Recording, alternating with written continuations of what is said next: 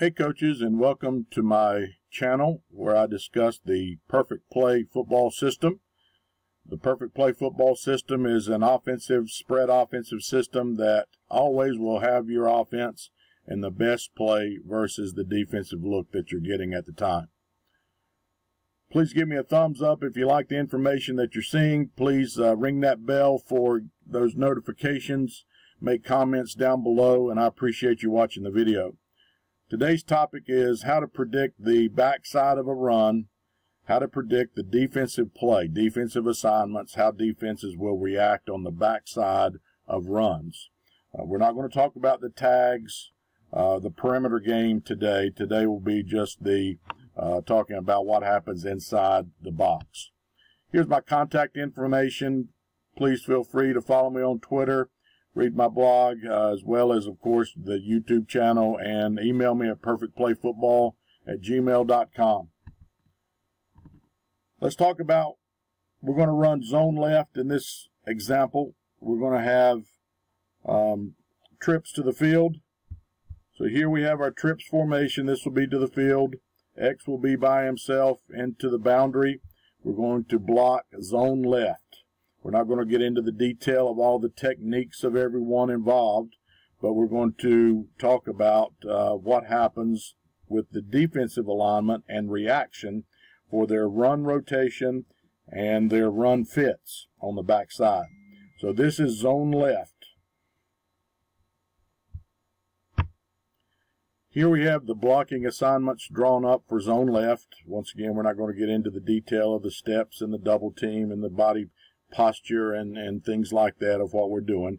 Just a very simple zone left call where the backside tackle will check his zone gap, his left gap, B gap in this case, and work up to the Mike linebacker.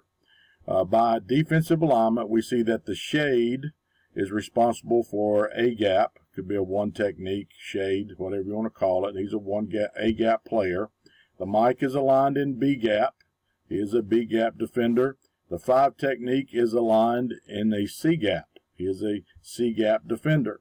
But what happens on the backside of run plays in the spread when we get this tackle blocking inside or stepping inside on zone, blocking down, whatever the case may be, when this 5 technique sees a inside release, a zone step inside, a down block by that tackle, what's he going to do? Well, on the backside of this play, this is the 5 technique, defenses will a lot of times do what's called a gap exchange. So the 5 will scream down the line of scrimmage and actually be responsible for the F, or be responsible for B gap by playing B gap behind the tackle. So the tackle blocks down, he's going to scream down the line of scrimmage and tackle the F.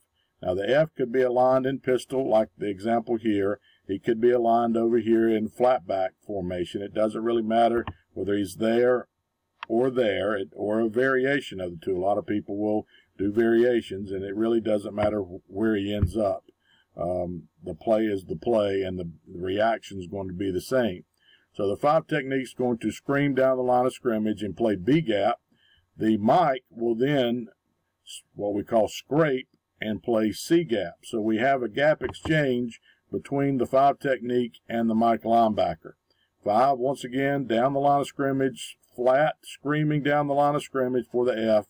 Mike scraping over the top for the quarterback. So we have that reaction by the backside of the defensive players. And the purpose of this is to scream down the line of scrimmage with the 5, make the quarterback pull the ball, and so then the Mike's out here waiting for the quarterback. So the gap exchange occurs. The defense thinks they've got you. We're not going to talk about how to handle this or the answer for this offensively. That'll be for another video.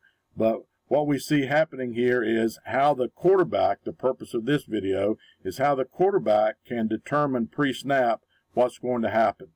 And he can simply do that by looking at the alignment of this Mike linebacker. In this trips formation, a lot of teams today are what we call plussing the linebacker out of the box towards the trips. So the wider you see this Mike linebacker align towards the trips, the wider he plusses outside, the more likely you're going to get the scream down the line of scrimmage by 5, B-gap by 5 technique, and Mike responsible for the quarterback. The tighter he is in the box, the less likely you're going to get that gap exchange. So that's one way you can kind of predict what the defenses you're seeing, how are they going to defend the backside of the play. And you can easily do that simply, once again, by looking at the width of the Mike alignment.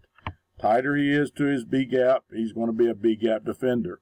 The wider he is, he's going to have that gap exchange. The 5 in the Mike will perform that scream and scrape. 5 screams down the line to take the F. Mike will scrape over the top and take the quarterback. So on the shade 5 side of the defense, you are likely to get that scream and scrape, that gap exchange between these two defensive players. All right, now let's look at the other side. And in this example, once again, we're going to have trips to the field. We're going to have our X receiver by himself into the boundary. F can be in the pistol alignment. Once again, he can be in the flat back alignment or anything in between, however you want to run it. Up front, we're going to block zone right in this example. Zone right, we're not going to get into the techniques. We're going to look at the defensive play to the 3, 6, and will linebacker side, the back side of running zone right in this example. The 3 technique is aligned in B-gap, so he is the B-gap defender. 6 technique is aligned in C-gap. He is the C-gap defender. The will linebacker is aligned in A-gap. He is the A-gap defender. Once we get a action away, zone away in this example, the 6 technique will see his offensive lineman, the tackle, block down on the 3, zone step away from him. So the 6 technique can do a couple of different things. Now, he does not play B-gap because they already have a B-gap defender in the 3 technique.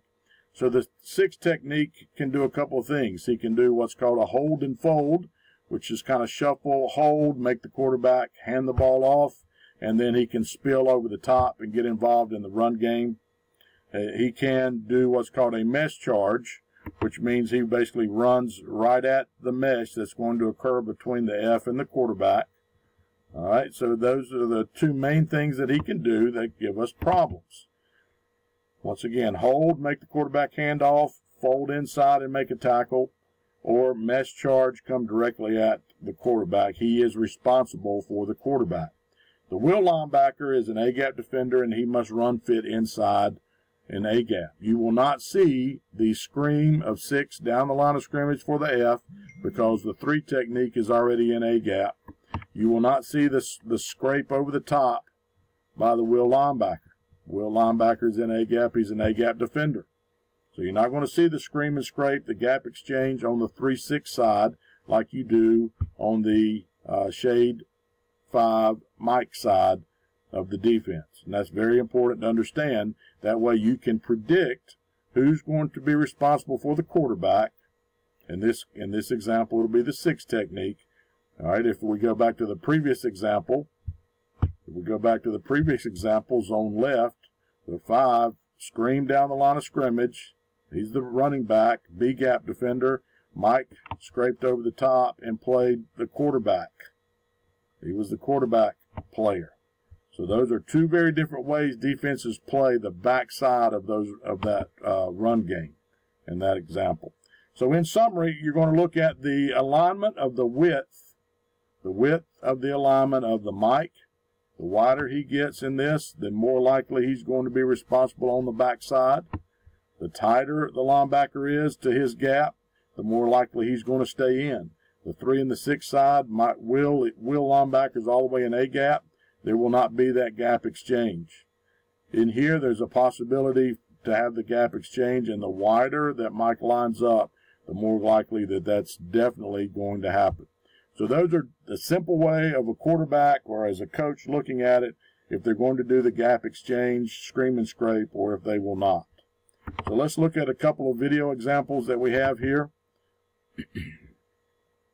We have trips, and the ball's in the middle of the field in this example. All right, we have a 6 technique on the backside. He kind of runs He's kind of in the middle. He's in no man's land, but he is responsible for the quarterback. He makes his hand off. We get him blocked up inside for a touchdown. The big mistake here, and this is something that we don't really see a lot, as the play starts, the linebacker, who should be in A gap, is lined up in a plus alignment. So they are a defender short in the run game. Linebacker is outside because of the trips, influenced him to split out wide plus alignment. They are defender short in A gap, and if you'll see where the run occurred up inside in A gap. So once again, this is the linebacker. He should be in A. He's too wide, and we run right in his gap, basically, right where he left from. One last time. We get everybody. It's almost a 5-man box at that point, which gives us an advantage. Easy touchdown. All right, in this example,